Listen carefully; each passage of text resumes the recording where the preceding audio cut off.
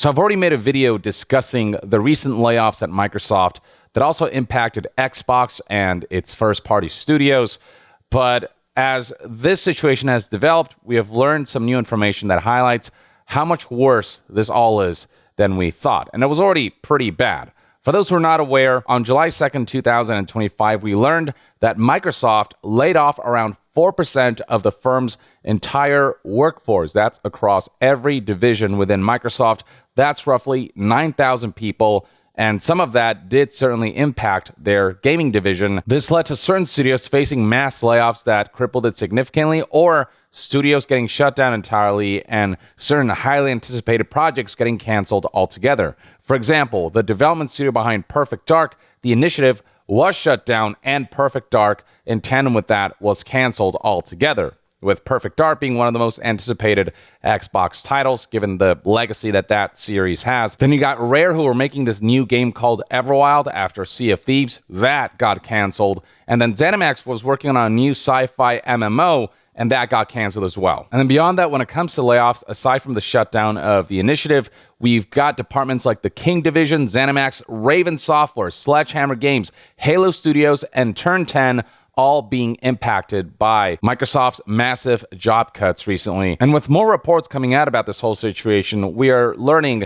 how adverse the impact of all this has been. Let's start with ZeniMax Online Studios' new MMO, codenamed Blackbird, that was recently canceled. It was in development since 2018, so that's a whole lot of manpower, resources, money, and years wasted. And even the handling of layoffs at ZeniMax has been really sloppy, with folks getting shut out of their Slack channels and no message, no word from HR about just what exactly is going on. And so a lot of people are in the dark about who's getting laid off and who isn't. They just know that layoffs are coming. But a new development on that front is that on top of ground floor employees who are going to be laid off, some folks in leadership position are going away as well.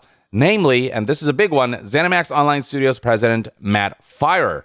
He's been with ZeniMax Online Studios for 18 years now. Him leaving was just something that a lot of people didn't expect, given how instrumental he was leading the charge on successful endeavors like Elder Scrolls Online. He provided a statement that doesn't really inform much in terms of why he left, whether he was let go as part of the layoffs or whether this was his choice.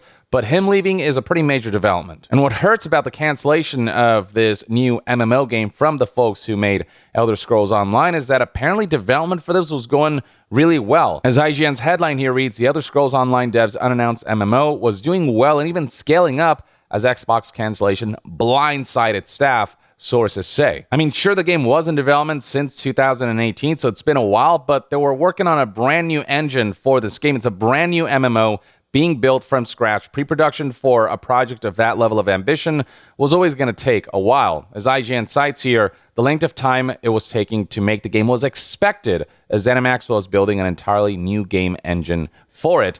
But there came a point where pre-production did ramp up. It went well enough that the team was finally actively ramping up in the hope of moving into full production soon, with Xbox having approved the scaling up and some individuals being moved onto the project from other teams, such as the Elder Scrolls Online development team, as well as some people absorbed from the shuttering last year of Arcane Austin, another tragic incident. In fact, remember that huge round of layoffs at Xbox back in May, where it resulted in the shutdown of Arcane Austin? Tango Gameworks, who delivered one of the best games of 2023, Hi-Fi Rush, which went on to win a bunch of awards and actually sell well enough. For some reason, Tango Gameworks was shut down and only saved when Krafton decided to buy out Tango Gameworks. And Alpha Dog Games, all those studios were shuttered within the same time span, within the same round of mass layoffs. And part of the reason why Microsoft did that was so they could divert resources from those studios to ZeniMax Online Studios to develop this new sci-fi MMO. And now they're canceling that project altogether, making the quote-unquote sacrifices of Arcane Austin, Tango Gameworks, and Alpha Dog Games just completely moot. The end result is that apparently, according to IGN, if I'm reading this correctly, when it says, but now every person working on Blackbird is gone, I believe what they're saying is every developer who was working on this project Blackbird was essentially laid off. There are no reports currently that this new MMO had trouble development. It was just taking a while because it's a brand new MMO and a brand new engine. And so I don't know, canceling such a project, especially with reports that development was actually going well, Just seems really dumb and short-sighted. Next up, we got some new information about recent developments surrounding Turn 10, who you may recall is the development studio behind Forza Motorsport, one of the most celebrated racing sim games and series ever. We learned from this round of layoffs that nearly 50% of that development studio staff was laid off. And so the concern became that Turn 10 as a studio just won't be able to function. They won't be able to work on Forza Motorsport when half of their staff was cut. Ryan McCaffrey here from IGN, for example, not only highlighted that Turn 10 has produced nothing but bangers with all of their Forza Motorsport games having been well received, generally speaking, but beyond that, this feels like the studio, Turn 10, is essentially being reduced to a support studio rather than one that makes its own titles. And so the fate of Forza Motorsport was kind of up in the air. But now we know for sure what exactly is going to happen on that front, with former Forza Motorsport content coordinator Fred Russell having stated in a post on Facebook that Turn 10 Studios has shuttered the Forza Motorsport space and the team is no more. A very sad day for one of the best racing video games. I loved my time there. So in that 50% reduction of staff at Turn 10, not only did Microsoft and Xbox cripple Turn 10, they have effectively killed Forza Motorsport as a franchise. That racing sim series is done. Now, Forza as a series will still continue in the form of Forza Horizon, but Horizon and Motorsport offer two different experiences that are enjoyed by different crowds. And so the essentially death of Forza Motorsport is still pretty tragic given how well received the Motorsport series is. Somebody else who spoke out was former Turn 10 employee Chris Harding, who insinuated that based on what he's heard, around 120 people are gone from the Forza Motorsport side of things. And so yeah, essentially as predicted, Turn 10 is being turned essentially into a support studio, and Forza Motorsport will cease to exist. And then let's talk about the cancellation of Perfect Dark, as there's some controversy surrounding the trailer and the gameplay demonstration and footage that they showed all the way back in 2024 during Xbox Game Showcase. There's some debate as to whether what was shown in this trailer was even real, if we're looking at another Anthem situation. You can see right here that this trailer showed actual gameplay. This was a gameplay reveal, is what they call that, and you can see that it is very much presented as if it were gameplay. There's a HUD and everything. And I mean, it looks in-engine, and it looks like somebody is, in fact, playing the game. And, you know, it looks cool. There's action sequences and everything that highlights the direction this game was going to take. But apparently, some folks are hearing that this demonstration was essentially completely fake. Ethan Gatch from News Outlet Kotaku here, for example, reports that the Perfect Dark sizzle reel at last year's Xbox Showcase looked awesome.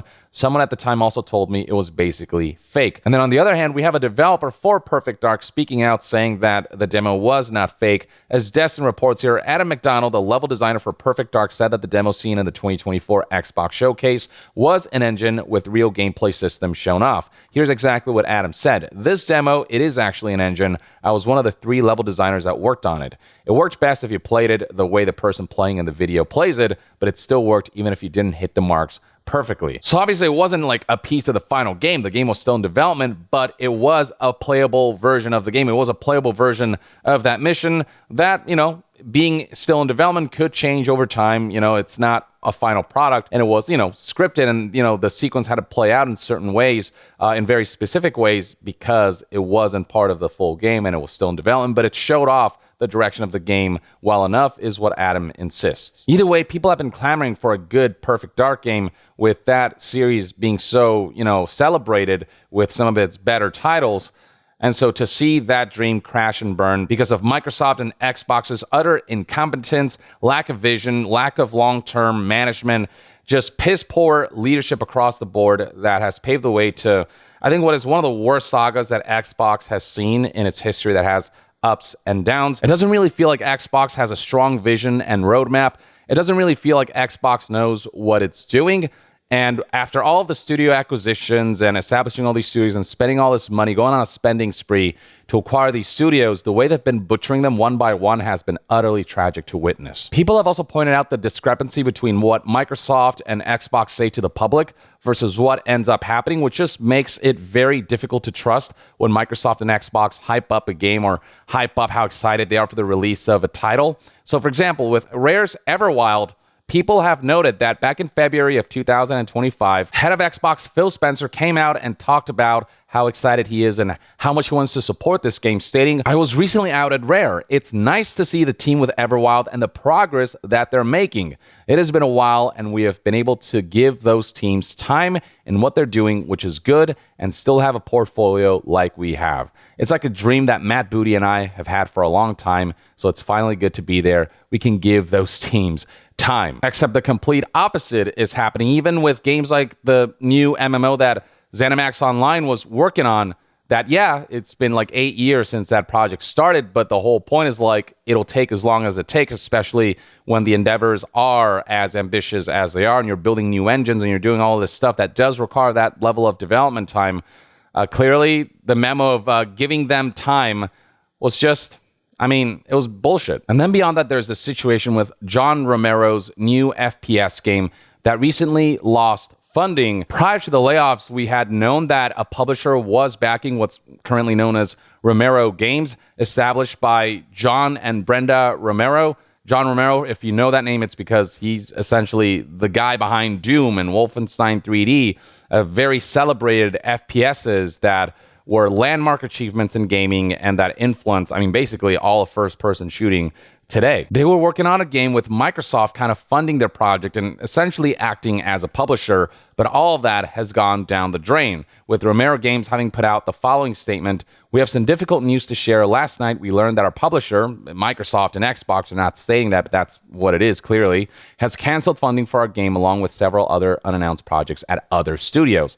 This was a strategic decision made at a high level within the publisher, well above our visibility or control. We deeply wish there had been anything we could have done to prevent the outcome." Now, they do express some hope by saying that they're currently evaluating next steps and working quickly to support our team. But then the following day, reports have cited that Romero Games is essentially shut down and that enough staff is getting laid off at that studio that this studio just cannot really function anymore. So right here we have news outlet The Journal putting out the following article, whose headline reads, "Over 100 staff laid off as Galway-based Romero Games shuts down after funding cut from Microsoft and Xbox." A staff member from Romero Games apparently reached out to The Journal, and here's what he had to say to this news outlet. "Everyone is out of a job. We had meetings with the publisher the day before this happened. There was no mention of it." And this just seems to be a common trend with not only Microsoft, but just companies in general with the way they handle layoffs, where staff are told everything's great, you guys are doing a great job, keep going. And then within a couple months, weeks, or even days, or in this case, a day later, they're told you're getting laid off, your project is no longer getting funded. And this is another case where the developers felt like the project was actually going well. It reads right here, this is a quote from the source who relayed this to The Journal. "It seems so far away for us. The title was pretty well developed at the time. We're trying to find other ways of funding the project, but for now it's completely closed and the studio is closed." He talked about the emotional toll this has had on staff, stating that it's not just about losing the job. In this kind of work, you leave a little part of your soul in what you're doing. It's art, what they're making. So yeah, of course, for people not to be able to share what they did, it's frustrating. It was work we were very proud of. For some people, it was years of their life. This was a AAA game that started development back in July of 2022, being worked on Unreal Engine 5, and this being John Romero, of course, it was going to be a first-person shooter, and this being John Romero was probably going to be something really cool, but for whatever reason, Microsoft decided that they needed to make cuts and that Romero Games would be among them, or their partnership would be among that. So as far as Microsoft's gaming division is concerned, as far as Xbox is concerned, it's been an utter massacre. And it feels like all this started happening after the big studio acquisitions that Xbox made that made Microsoft get more involved on a corporate level. Xbox is no longer just like a rounding error in their financial sheets anymore. With the billion spent acquiring ZeniMax and Bethesda, the billion spent on acquiring Activision Blizzard, Microsoft as a corporation expects returns. And so now with their involvement, with them having much more agency in Xbox now instead of letting Xbox do its own thing, you can see the end results. That corporate involvement is very apparent in the way things are getting slashed, in the way artists are being mistreated, in the way employees are being treated as disposable, and in the short-sightedness that tends to permeate executives at the highest level. who are way overpaid for the level of stupidity that their leadership tends to entail. If you want a summary of all the ways that Xbox has just utterly fucked up and made people lose faith in them since 2024, Mr. Matty Place provides a good bullet point of things that have happened, all of the studios that have closed down, all of the layoffs that have happened, and all of the reasons why Xbox is currently in the most precarious position. It's the least faith I've ever had in Xbox as a brand. Even former executives are like, what the fuck are you doing, Xbox? So for example, right here we have one of the original founding members of Xbox, Laura Fryer, who expressed that it just hurts to see Xbox have no direction and essentially killing their hardware endeavors, saying that Xbox hardware is dead. Here's the exact quote that IGN got from Laura Fryer, who posted a video about all this, and IGN transcribed it, saying, "There's literally no reason to buy this handheld," referring to the ROG Xbox Ally, which is essentially an ROG Ally X, but with an Xbox brand and with, some software tweaks, but it's essentially a handheld PC. It is not like a dedicated Xbox hardware. This continues. Obviously, as one of the founding members of the Xbox team, I'm not pleased with where things are today. I don't love watching all of the value that I helped create slowly get eroded away. I'm sad because from my perspective, it looks like Xbox has no desire or literally can't ship hardware anymore. And then with Microsoft going essentially third party with their first party releases, putting them out on, PlayStation, on competing platforms, Nintendo even, they're thinking of putting out their games on. And with this whole Xbox Everywhere initiative where you can play your Xbox games on any device, while there's a cool accessibility element of that, of like being able to play their games anywhere, it's very apparent that they're no longer competing with Nintendo and PlayStation at that level when it comes to hardware and exclusive games that you can only play on that hardware, on that dedicated hardware. And so to Laura Fryer, this feels like just the diminishing of the Xbox brand and the Xbox hardware as a whole. I mean, she was pretty blunt in saying at the end of this quote here that this partnership is about a slow exit from the hardware business completely. Personally, I think Xbox hardware is dead. And then we have former Blizzard president Mike Ybarra stating that it's tough to see Xbox confused about who it is and what it should be. Some great people there still. They have to figure out what needs to change and fast. I'm a big fan and will always bleed green, cheering the team on from the sidelines. Pick your lane and stick to it. Now, Mike Ybarra hasn't always had the best takes, but in this case, yeah, it does feel like Xbox is confused about their identity and what they want to be. And it feels like they're spraying themselves thin by trying all these different things. That's just confusing the vision of what Xbox wants to do for the long-term future. And then with these recent round of layoffs, it just feels like they're diminishing their ability to have nurtured studios that can produce and output quality products and titles that can support their platform. They've been doing nothing but butchering all of their acquisitions and all of their initiatives as of late. And it's just hard to put any faith that Xbox has a good future ahead. All of this just feels like such corporate moves strictly for short-term financial gains and to make their financial sheets look good for the investors. None of it feels conducive to a long-term positive and while a well-oiled machine environment for game development and for artists to be able to thrive. And so yeah, I just wanted to update you on all of the new developments and all of the new information we've learned since we first reported on Xbox doing this massive round of layoffs as a result of likely Microsoft kind of being the head company. They likely instigated all of this. But with all said and done, only time will tell how Xbox will fare in the long term, if they can recover from all of this, and if upcoming projects like, Fable will actually be able to make it out and launch, or whether that will be canceled too out of the blue like a bunch of other projects have been. Who knows? But in the meantime, I'd love to hear what your thoughts and opinions are on this whole Xbox situation in the comments below. Do you think Xbox can recover? Do you think they're making the right moves? Or are you sort of where I'm at, which is that this is just a disaster for Xbox, and things have never felt so disastrous for that brand, and the handling and the leadership and the management behind it all, there's just a level of incompetence here that doesn't bode well for Xbox's future. But that's my take. Share your thoughts in the comments below, and to be further updated on all things gaming news, reviews, and discussions, stay tuned right here on Young Yeah. I'll see you guys next time. Young out.